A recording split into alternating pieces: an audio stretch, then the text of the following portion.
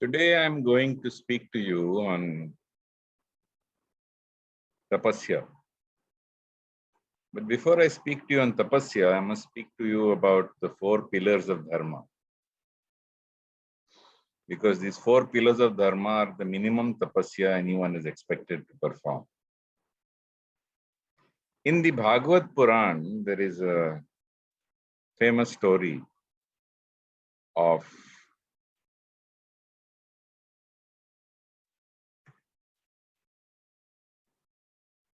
Maharaj Parikshit.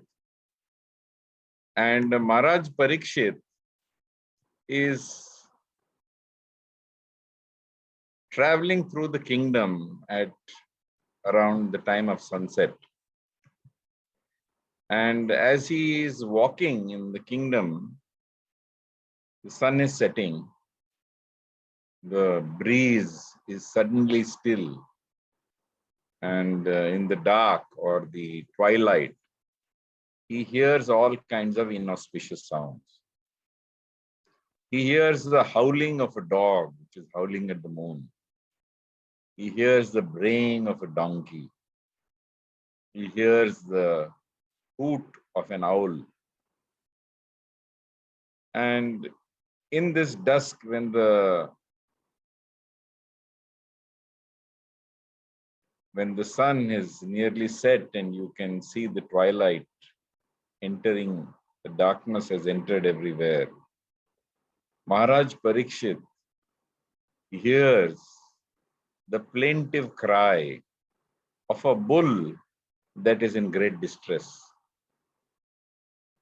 And this bull, which is in great distress, is calling out, "Help me, help me, help me."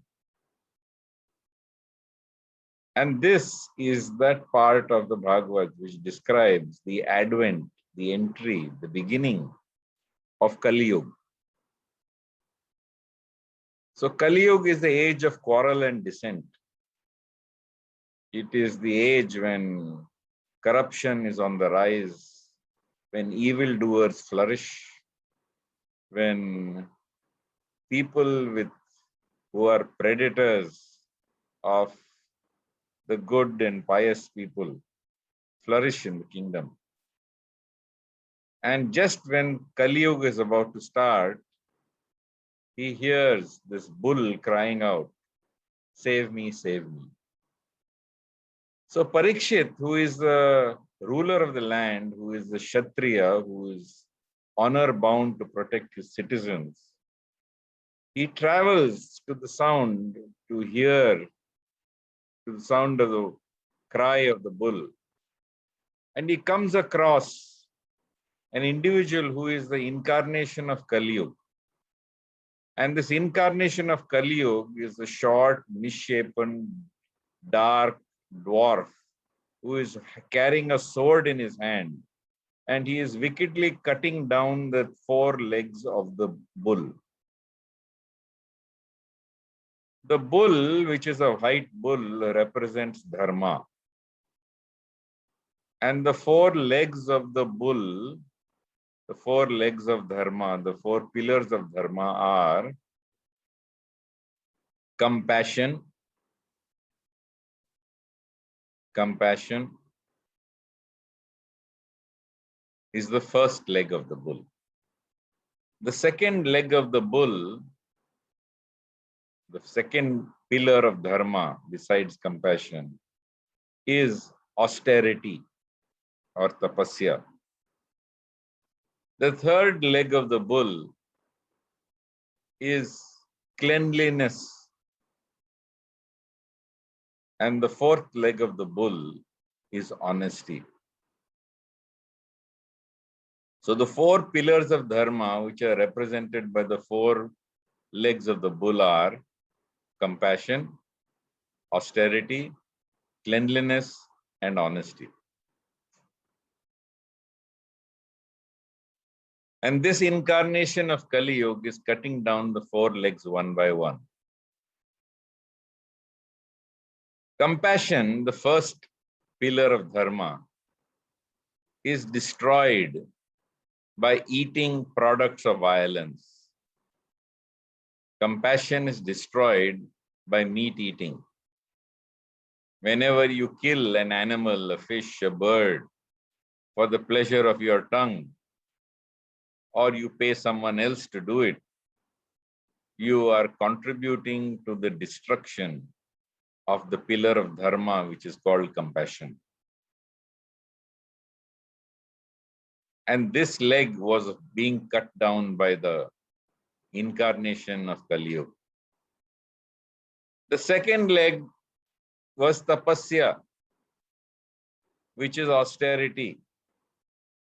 Primarily, austerity is the restraint of one's senses, so that by restraining one's senses, you can simplify your life and dedicate and devote more time to God.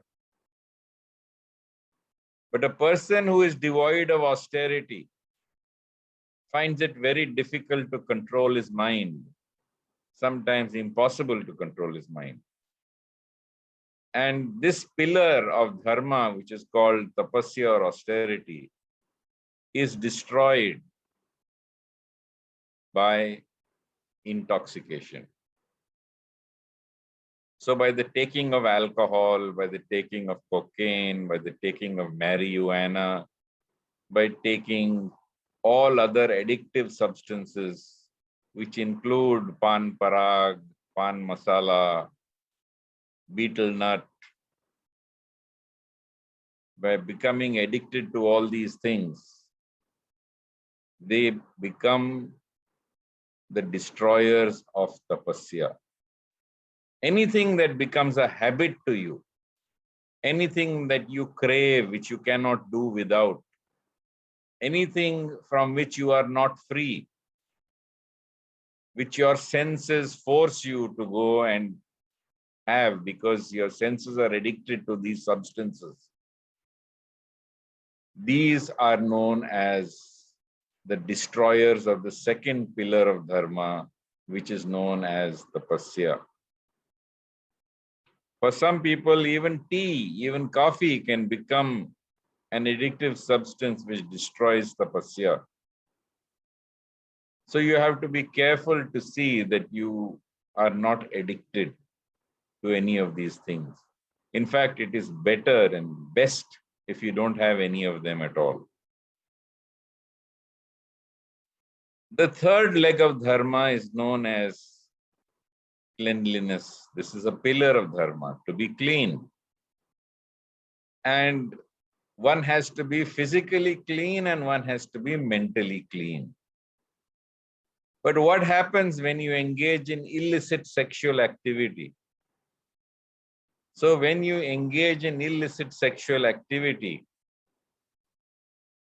then what happens is that you become first mentally unclean because your mind is running in that direction. You cannot look upon ordinary or everyday people without having a clean mind.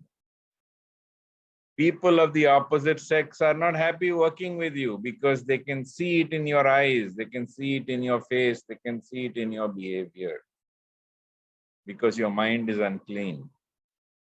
And the next is that you become physically unclean because you acquire venereal disease.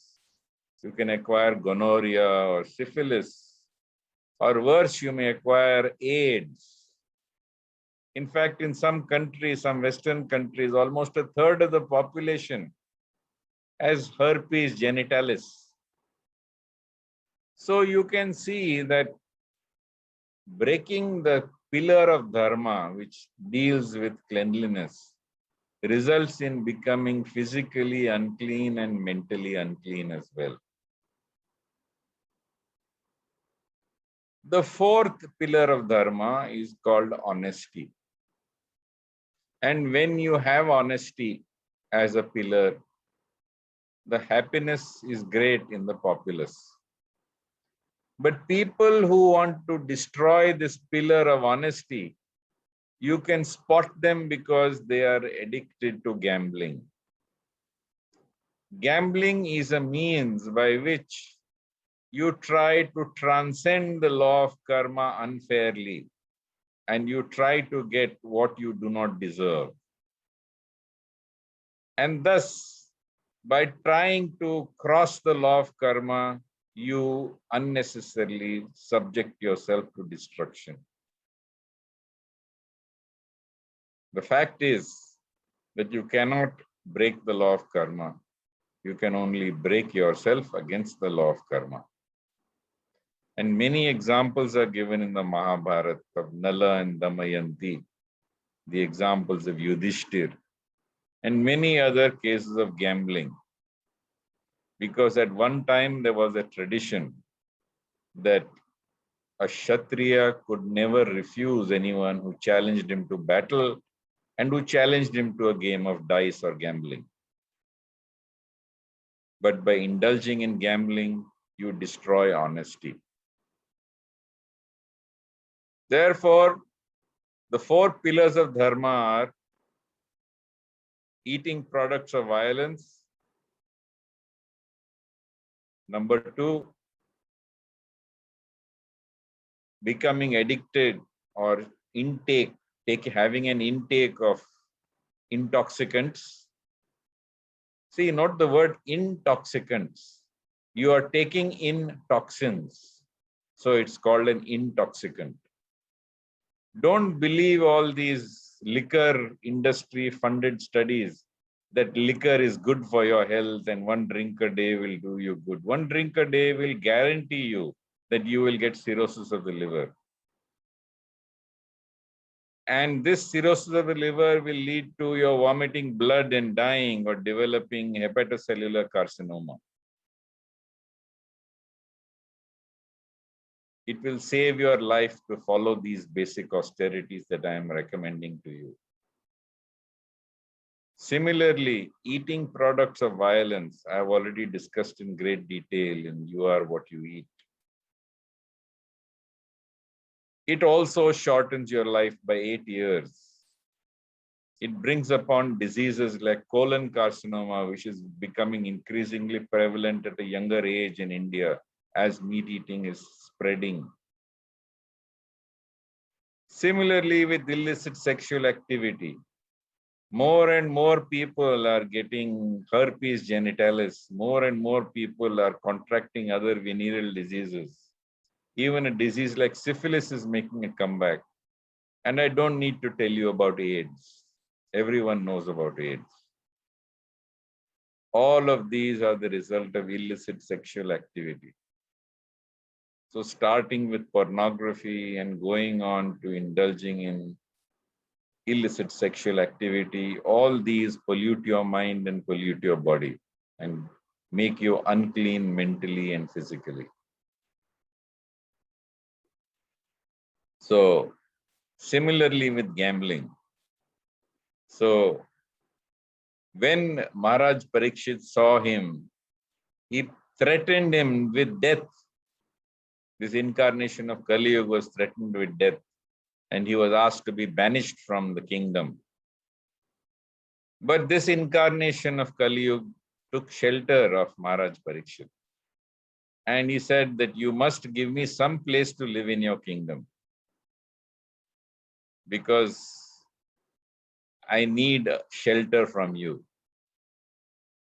So Parikshit told this incarnation of Kali Yuga, but wherever you go, there will be quarrel, there will be dissent, there will be corruption, there will be evil. How can I let you stay in any place? But he said, you must. And he said, at least where any of these four pillars of Dharma are being destroyed, you must let me live. So Maharaj Parikshit agreed. And indeed, wherever there is eating products of violence, wherever there are people consuming intoxicants, wherever people are indulging in illicit sexual activity, and wherever people are engaging in gambling, you will find that quarrel, dissent, evil, corruption, injustice will all be found there. And nothing good can come in those places those homes and those places where these activities are continuing. And they will bring sorrow and they will bring unhappiness. Therefore, please remember the four pillars of Dharma. You must have compassion, you must have austerity, you must have cleanliness of mind and body, and you must be honest in everything that you do. Because there are eternal laws that you will try to transgress, and these eternal laws will ultimately destroy you.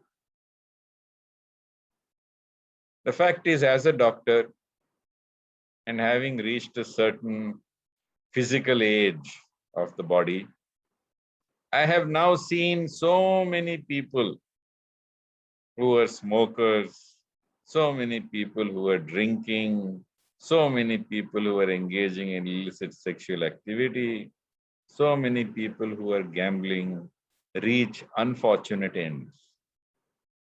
And every now and then I see people getting the delayed fruits of their karma. That is the prarabdha for the actions they have performed in this life itself. Forget about previous life. In this life itself, they receive the results of breaking the four pillars of Dharma, or trying to break the four pillars of Dharma. So the minimum austerity that I would earnestly request for all of you, which is for your own physical and mental well-being. Forget about spirituality, that comes much later. But just for your physical and mental well-being, so that this age of Kali Yuga will not pollute you and harm you, I request you to follow these four principles. Be compassionate. Refuse to eat products of violence. Observe the basic austerity of avoiding all intoxicants, because those intoxicants will lead to disease for you. Avoid illicit sexual activity, because these will lead to physical and mental uncleanliness. And avoid gambling, because it will increase greed in your heart, it will breed dishonesty, and it will lead to your destruction. Having explained this, I would now like to go on to what the Bhagavad Gita says about austerity. So Krishna in the Bhagavad Gita is against all those kinds of austerity, which in fact harm people. So Krishna explains in the 5th and 6th verses of the 17th chapter of the Bhagavad Gita. Ashastra vihitam ghoram tapyante ye chapo janaha damba ahankara samyukta kama raga balanvitaha karsayantah sarirastam bhuta gramam chetasah mam chaivanta sharirastam tan vidya asuram nishchayan. Those who perform severe tapasyas, severe austerities, severe asceticism, and penances, physically not recommended by the scripture, and perform them out of pride and egoism, out of lust and out of attachment, who in fact torture their physical bodily organs as well as the self dwelling within.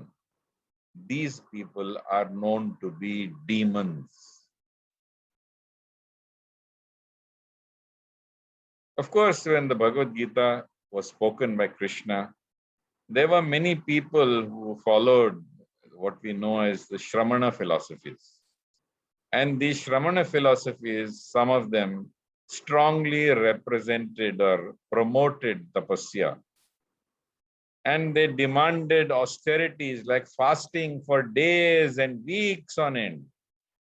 And thus, they actually even encouraged their children to engage in such tapasyas and austerities.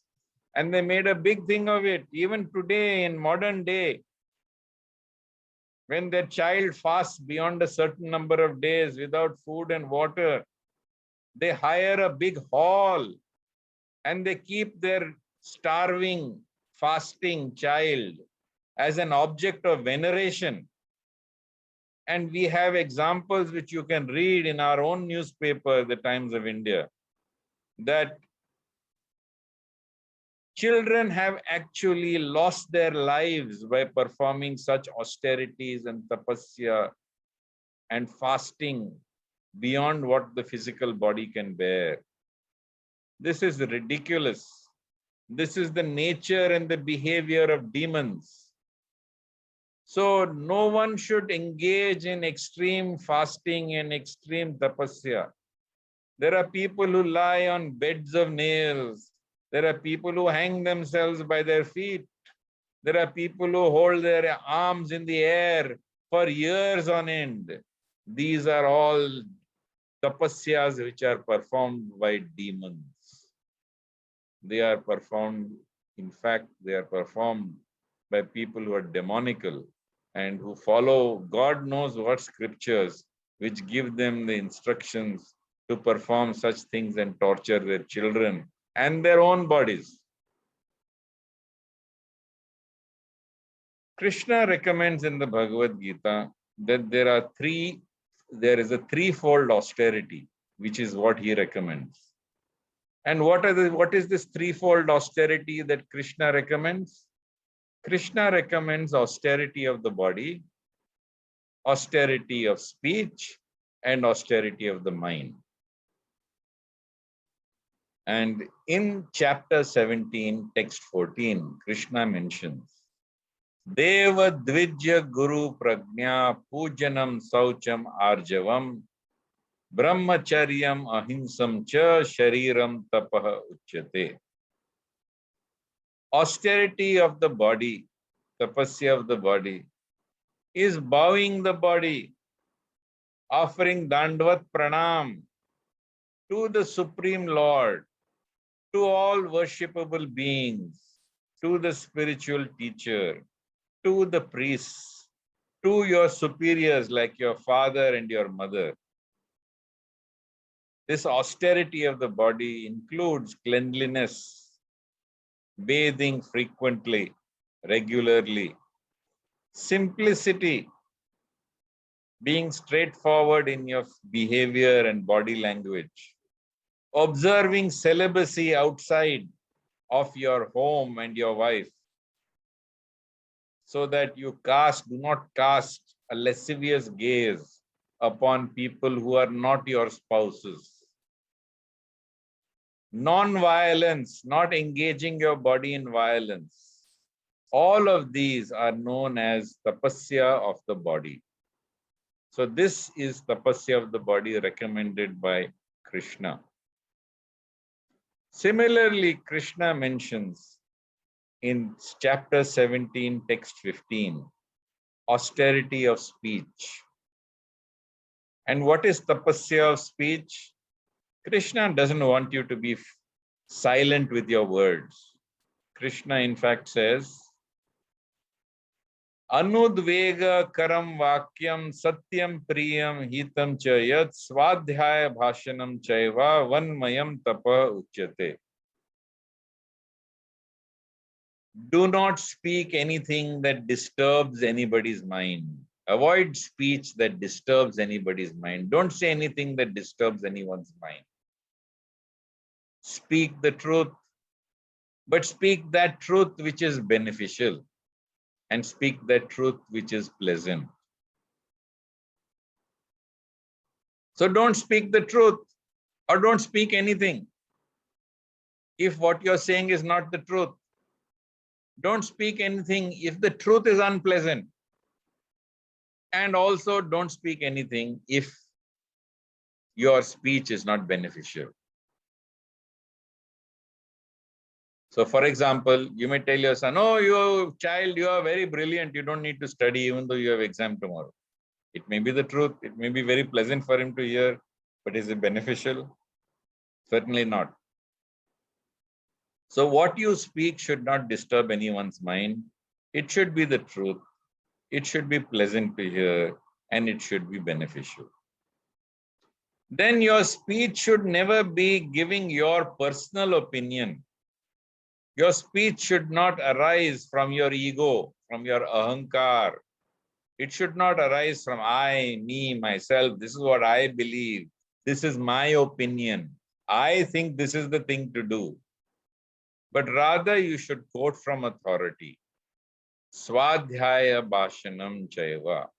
You should quote from authority, preferably in these matters of spiritual authority you can quote. So this is known as Tapasya of speech. Then Krishna explains in chapter 17, text 16, there is what is known as Tapasya of the mind. In Tapasya of the mind, Krishna says, Mana prasadat saumyatvam maunam atma vinigraha bhava samshuddhir ityeta tapo manasam uchyate.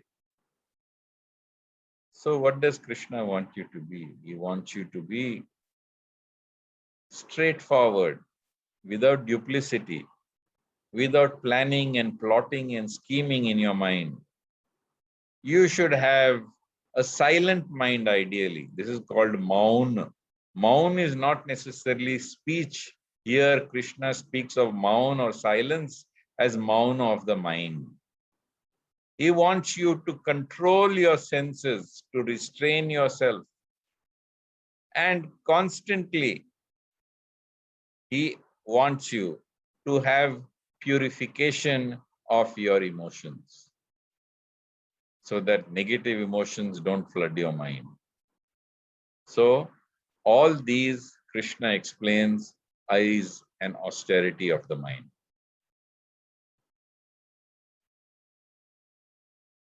So when you perform these three austerities of the body, of the speech, and of the mind, then these three austerities are said by Krishna to be sattvic in nature.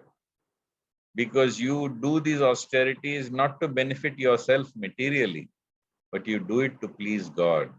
When you do perform an austerity to please God, when you deny the senses to please God, when you discipline your body, your speech, and your mind to please God, this is said to be in the nature of goodness. Then Krishna explains what is tapasya in the means of passion. There are many people who perform tapasyas, and when they perform tapasyas, they want everyone to know they're performing tapasya. Oh, today I'm following this fast. Oh, this time I'm performing this tapasya. Oh, I am performing Santoshi Mata Vrat. So they want to announce, they want to declare loudly. They turn vegetarian, and then they want everyone to know they have become vegetarian. I heard a very nice suggestion from a doctor who came from the United States. Because there, if you say you're vegetarian, you're considered an outcast. So he says, oh, today is Tuesday. So Tuesdays, I don't eat meat. And if he meets them on Thursdays, he says, oh, today is Thursday. I don't eat meat on Thursday. So it doesn't look so bad. Imagine in this Kali Yuga, you have to pretend that you are a non-vegetarian and you're becoming vegetarian only for a day so that you don't offend people. But instead, people try to show off that I have given up liquor for so many years now. I have given up smoking. I have given up eating meat, and they declare it and they beat their chest with pride. So all those tapasyas which are performed to gain respect, honor, and reverence are said to be in the mode of passion. And these tapasyas are neither stable nor permanent nor recommended. Satkara mana pujartham tapo dambena chaivayat kriyate tad iha proktam rajasam chalam adruvam. So do not use these austerities to enhance, to increase, and to show off to other people. Then there are austerities which we have already discussed, which are of the demonic nature. When you encourage fasting, which actually physically damages the body, by denying themselves water, they damage their kidneys. By denying themselves food, they damage their bodies further. Mood grahenatmano yat pidaya kriyate tapah parasyot adanartham va tat tamasam udaritam. So Krishna explains that those tapasyas which are performed foolishly to torture the body, or people even perform these tapasyas to destroy or injure other people. They take vows that I will give up this until that person is destroyed. All these, Krishna explains, are in the mode of ignorance.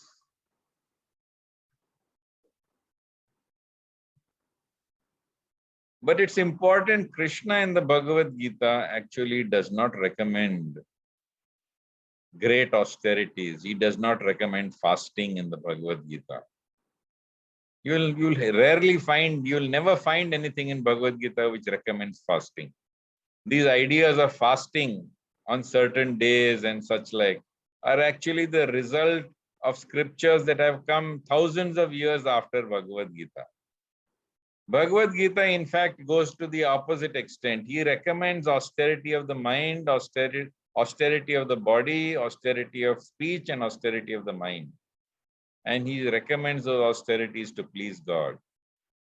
In fact, in chapter 6, text 16, Krishna says, Nate ashnatastu yogosti, na chaikantam anashnataha, na chati swapnashilasya jagrato naivacha Arjuna. He says there is no possibility of becoming a yogi, O Arjuna.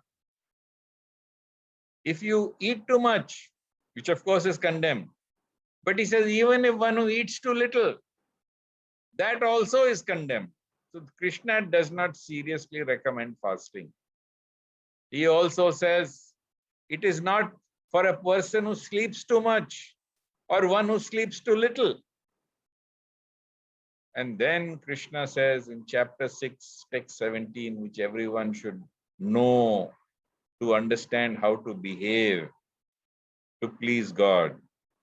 Yuktahara viharasya yukta cheshtasya karmasu yukta swapnavabodhasya yogo bhavati dukkha. If you are temperate, if you are moderate in your habits of eating, sleeping, in your recreation, you can mitigate all the pains of this life by practicing the system of yoga. So this is very important, that you must not mistake tapasya to be fasting and torture of the body. You should not take it as an occasion to boast. You should not take it as something which you need to talk to other people about.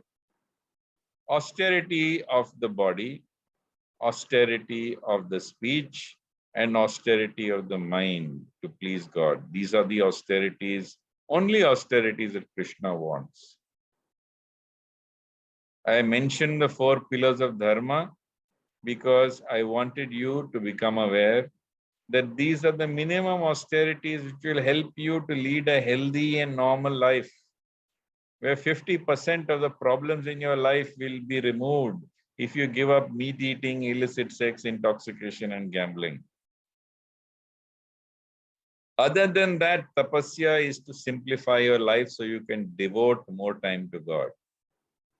Tapasya is restraint of your senses, and it controls your desire to enjoy. So people try to enjoy and enjoy and enjoy, and they keep escalating that enjoyment. First, they have sex with their wives, then they want sex with people other than their spouses, both men and women. Then they go on to pedophilia. Then they go on to all kinds of other sexual perversions. Therefore, you must make it very important to understand that illicit sexuality is to be given up, that you have to restrain yourself from eating products of violence, that you must not take intoxicants, and that you must not gamble. Also, try to understand, to simplify your life. You don't expand your enjoyment. It's like today you are sleeping in your bedroom, you don't have a fan, but you buy a fan. After some time, that fan is not enough. You want an air conditioner. And then an air conditioner is not enough. Then you want it centrally AC'd. So there is no end to it. So the truth is that the luxuries of today, what you take as a luxury today, tomorrow becomes your necessity. You watch in your own life. Think about it in your own life. Something that you thought was a luxury, that you could have it once in a while, soon becomes a necessity. You keep depending upon it. And then to acquire it, to maintain it, to look after it, to expand it, you complicate your life further. So you complicate your life further and further. So all the things in the world, all the things in life, simplify your life. Simplify your life. If you're used to an air conditioner, try to sleep with the fan. If you're used to sleeping with a fan, try one day to sleep without the fan. These are things which simplify your life and make it easier for you to live without complicating your life and troubling your mind with trying to expand and increase what you have. And by making today's luxuries into tomorrow's necessities, which always happens, this is a law. You will keep on struggling on this treadmill of life. You will become completely trapped in this rat race. And by struggling in this rat race, trying to fulfill the needs, imagined needs, or which are actually luxuries which have become necessities, you will complicate your life and suffer greatly. So this is what I have to say on austerity from the Bhagavad Gita, the Bhagavad, and my personal advice to you. And I'll be happy to take any questions if you have any questions.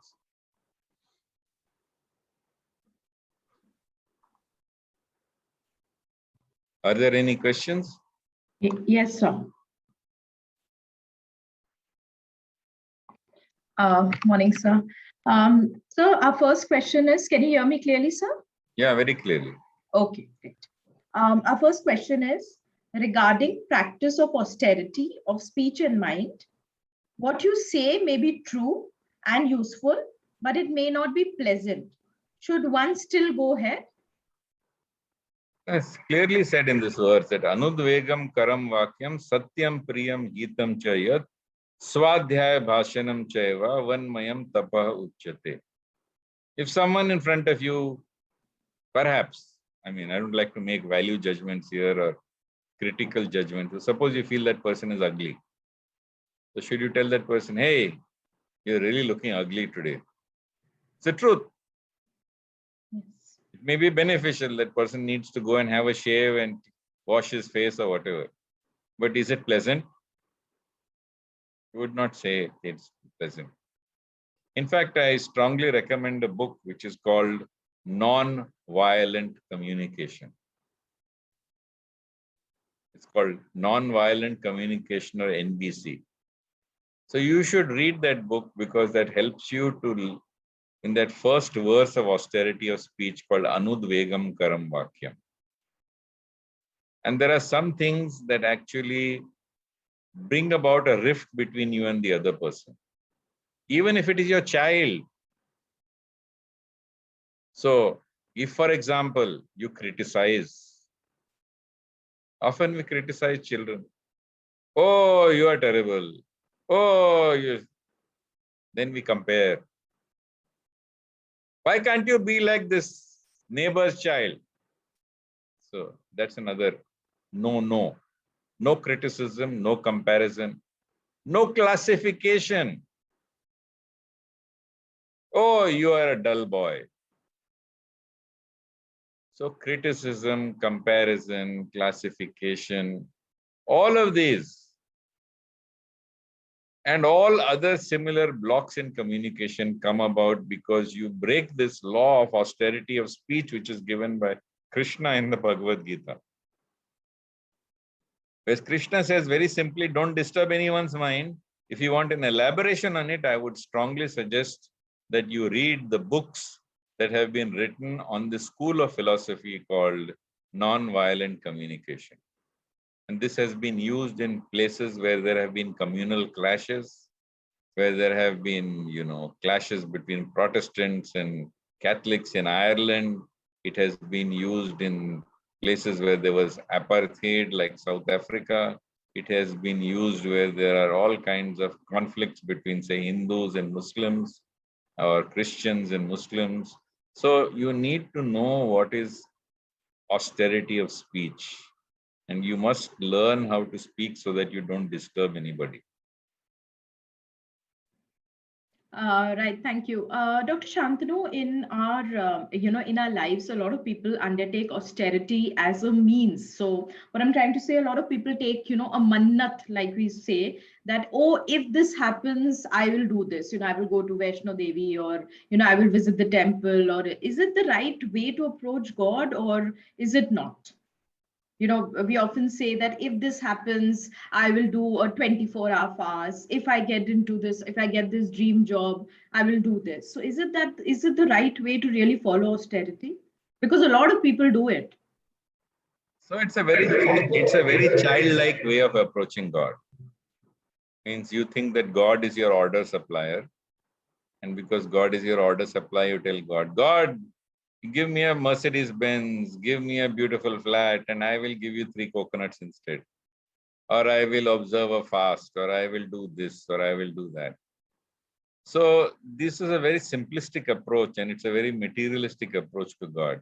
It has nothing to do with the Bhagavad Gita, which is teaching you how to become a devotee of God, how to increase bhakti, how to increase your spiritual knowledge and realization, and how to attain that peace and happiness beyond all understanding. So this is not to discourage anyone. I don't want to discourage anyone who's doing that, but I would say that is not the best. Why I don't discourage anyone? Because akamo sarva kamo va moksha kamo udaradi tivrena bhakti yogena yajeta purusham param. So whether you are full of desire, whether you have no desire, whether you have desire for moksha, in all circumstances, please approach Krishna, the Supreme Lord. Because it's better to pray to God with desire than to pray to God or to pray to anyone else. In fact, Krishna in the Bhagavad Gita points out there are 4 types of people who come to him. So, Chatur vidha bhajante mam jana sukritino arjuna artho artharthi jignasur jnani cha bharatasava. People come to Krishna out of distress because they want relief. People come to God out of curiosity. People come to Krishna because they want wealth and prosperity and success. And there are people who come to Krishna out of knowledge. And those who come to Krishna out of knowledge, they are the best of all and most dear to Krishna. But that doesn't mean that he refuses those who come with other ideas.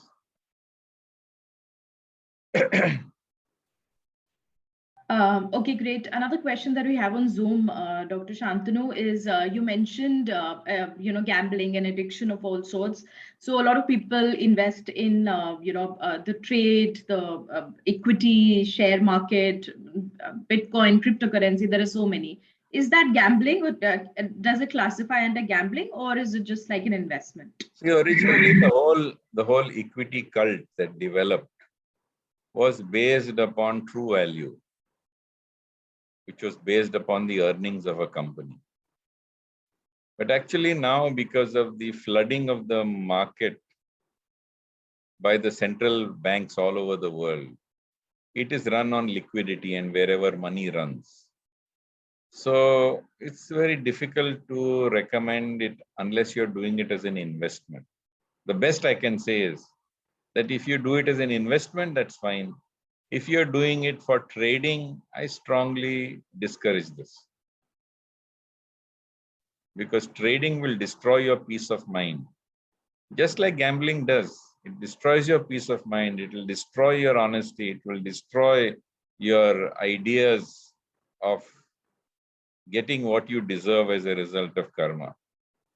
So you will go into debt and you will cause problems for your family and everyone else. So do not gamble or trade on such exchanges. If you do, invest in them. And after you invest in them, let that investment mature. For people who are not in the market, perhaps the best would be to invest in index funds, probably to take a sip or something like that. That is different. But for those who are sitting in front of the screen and trying to gamble and recoup whatever they've invested at the end of the day, that is, I think, fairly clear that that is gambling.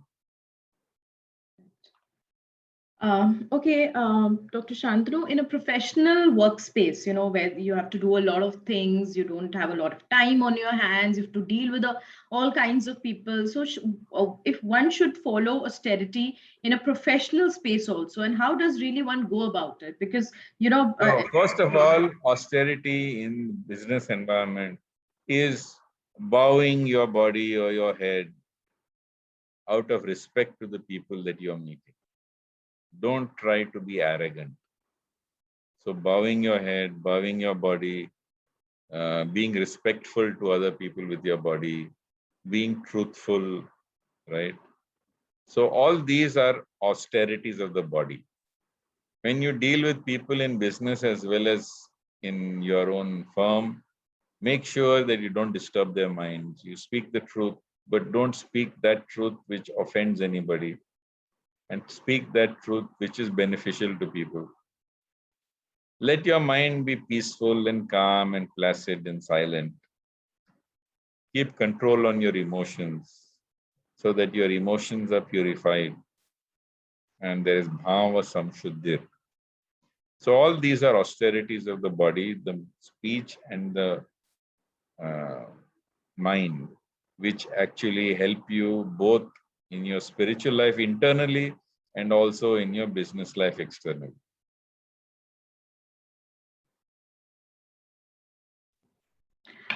Great, Dr. Shantanu. I think these are the questions that we have for this week. If you want to let us know, if you want to talk about the next session, or if there's something you would like to add to the session, please go ahead. So next time I will speak on, I explained to you that there are 3 diseases of the mind: the desire to enjoy, which is controlled by tapasya; the desire to control and possess, which is kept in check by dana or giving and charity. And I also pointed out that there is a desire to be better than the next person.